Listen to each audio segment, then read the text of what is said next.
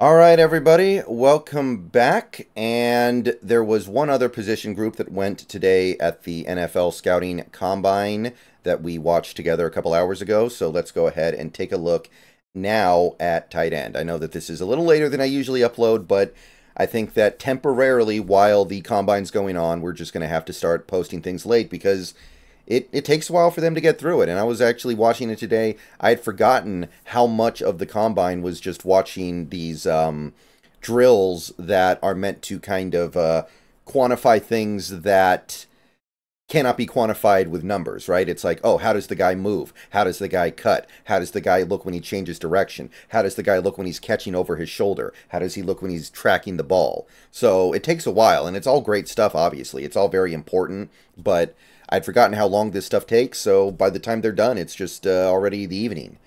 But yeah, let's do tight ends now. Let's take a look at this positional group. Not very big, but I learned some really, really good stuff from what we saw out there. And I was actually encouraged by some of it not so much. But let's start with one of the stars of the show today at the tight end position, and somebody that I think a lot of Seahawks fans are going to start to really orbit around in terms of a future hopeful Seahawk. I would say Ben Sinnott needs to be the starting point of our conversation because he came in very explosively this combine.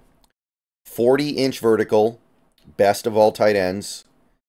10-foot 6-inch broad jump, best of all tight ends. The dude has some explosion in his body. And that's very impressive because he's big. He's a full-size tight end. 6'4", 250 pounds. That's going to cut it. That's 100% good enough to be a tight end in the NFL and play in line. 32 and 3/8 inch arms are also, they're not amazing, but it should be good enough. His 40 time was okay, 4.68.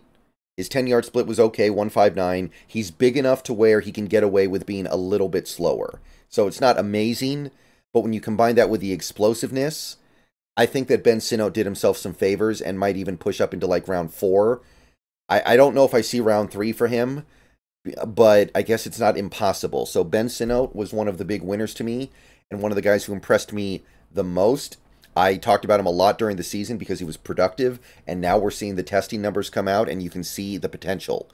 So I'm liking what I'm seeing from Ben Sinnott, but not quite as much as what I saw from this next guy. And this next guy I thought was the star at the position. This guy absolutely lit it on fire right now. I'm actually watching him on the highlight reel for the NFL Network. To my right, Theo Johnson. Theo Johnson. So to frame the discussion, Theo Johnson, 6'6", 259 pounds. He's big. He is a big dude. 33-inch arms. Got long arms. Ran a 4.57 40 with a 1.55 10-yard split. That is excellent. For a guy that size, that is freakish. And he ran like a 4.62 on his first 40, and I thought that was really good. And then he's like, no, I can do better than that. 4.57. Crushed it.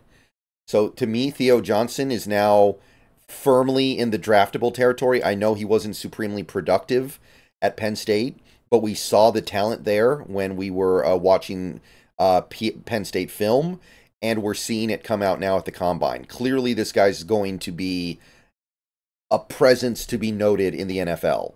Let's find a way to get this guy into Seattle, and I think we're going to be good at the tight end position for as long as he's here. I love Theo Johnson. He's quickly becoming one of my top guys. Incredible testing numbers. By the way, he jumped great as well. 39.5-inch vert. Really, really good. Just half an inch behind Sinnott. 10-foot 5-inch broad is 1 inch behind Sinnott.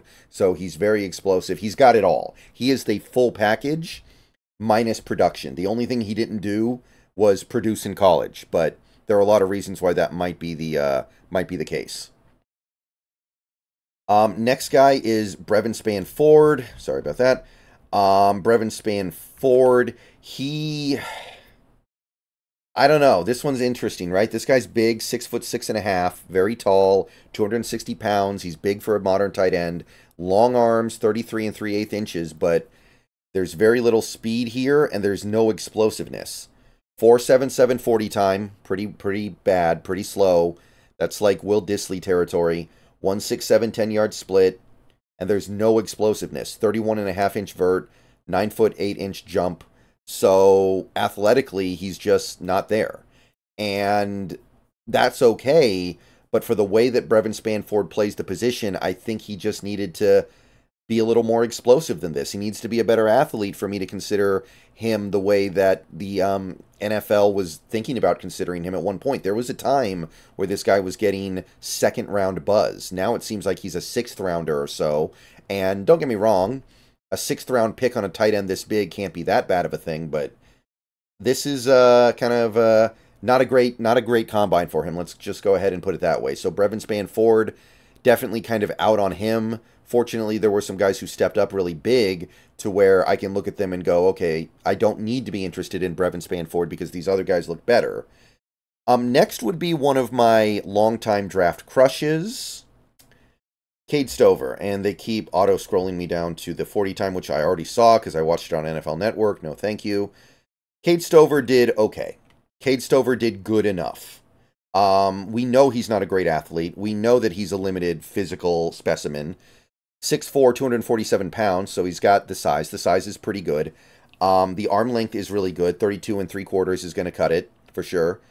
4.65 40, 159 10-yard split, just kind of like, it's okay. You know, it's not great. It's not over the top, but it'll perform. It'll play. As long as he's a good blocker and as long as he has reliable hands, which the catching drills, he looked pretty good. He did drop one over the shoulder catch. Other than that, he did good. The vertical jump and the broad jump were not really there. Not very explosive of an athlete.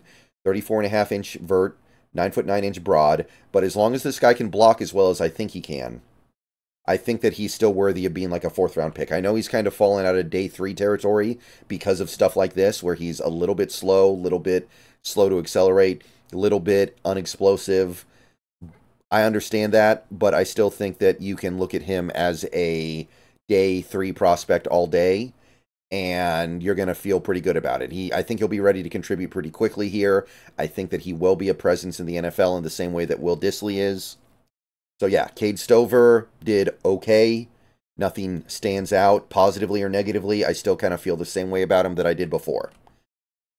This next guy, on the other hand, oh boy. Devin Culp had himself a combine, and all he really did was do the 40-yard dash, but that was enough. So understand that Devin Culp needed to do this, right? Devin Culp needed to do this because he's small. 6'3", 231 pounds, undersized. Crazy undersized. Going to probably struggle to line up in line in the NFL. Probably going to be a lot of lining up in the slot, lining up in the backfield. He'll be like an H-back, like the way we use Jacob Hollister. So understand that there are limitations here. The 32 and 7/8 inch arms are nice, though. I will say that. He's got good arm length. But this guy flew. 4.47 40 was by far the tops of any tight end. 1.55 10-yard split was also good. So this guy can fly. And he needs to fly to cut it in the NFL. Don't get me wrong. But he did. He easily set the pace for all tight ends. And part of the reason why that might be is that Bowers didn't run.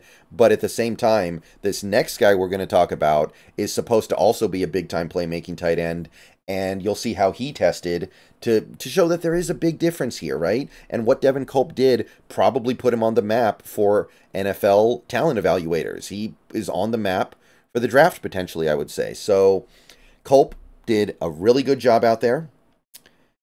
This last guy, however, he needs to learn how to run a 40 time because he cost himself today, and I don't know if it's valid, but the testing was bad. He stumbled twice running his 40 time. He could not get a good 40 time down. 4.69 40, 1.59 10-yard split, which would be okay, I guess. But this is supposed to be a playmaking, ball-catching, down-the-field tight end. Javion Sanders, 6'4", 245 pounds. This is supposed to be a playmaker. And these testing numbers didn't really line up with it.